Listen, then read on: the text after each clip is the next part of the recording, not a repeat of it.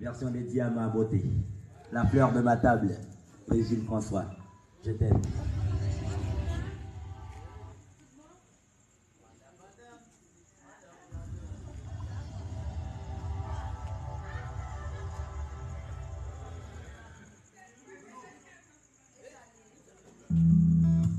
Je crois que les histoires d'amour, c'est comme des voyages en train.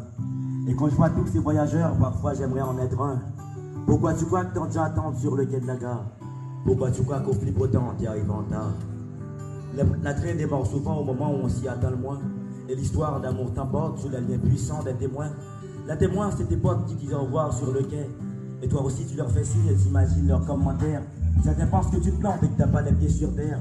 Chacun y va de son pronostic sur la durée du voyage. Pour la plupart, le train va dérailler dès le premier orage.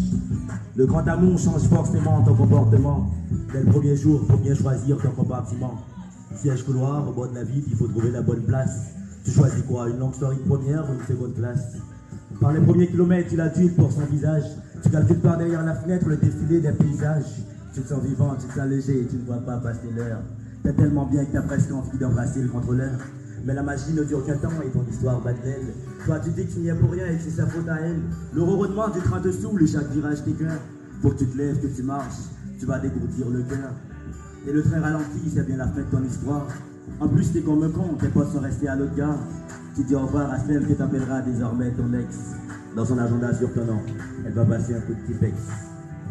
C'est vrai que les histoires d'amour, c'est comme les voyages en train. Et quand je vois tous ces voyageurs, parfois j'aimerais en être un. Pourquoi tu crois que tant de gens attendent sur le quai de la gare? Pourquoi tu crois qu'au plus beau temps, t'y arrives en retard? Pour beaucoup, la vie se résume à essayer de monter dans le train, à connaître ce qu'est l'amour et se découvrir plein d'entrain.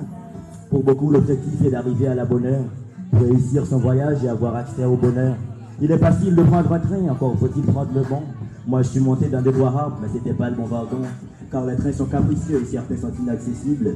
Et je ne crois pas tout le temps qu'avec la SNCF c'est possible. Il y a ceux pour qui les trains sont toujours en grève. Et leurs histoires d'amour n'existent que dans leurs rêves. Il y a ceux qui foncent dans le premier train sans faire attention. Mais forcément, ils descendront déçus à la prochaine station. Il y a celles qui flippent de s'engager parce qu'elles sont trop émotives. Pour elles, c'est trop risqué de s'accrocher à la locomotive. Et il y a les aventuriers qui enchaînent voyage sur voyage. Dès qu'une histoire est terminée, ils attaquent une autre page. Moi, après mon seul vrai voyage, j'ai souffert pendant des mois. On s'est quitté d'un commun accord, mais elle était plus d'accord que moi. Et depuis, je traîne sur le quai, je regarde les trains au départ. Il y a des portes qui s'ouvrent, mais dans une gare, je me sens à part. Il paraît que les voyages en train finissent mal en général. Si pour toi c'est le cas, accroche-toi et garde le moral. Car une chose est certaine, il y aura toujours un terminus. Maintenant que tu es prévenu, la prochaine fois, tu prendras le bus. Merci.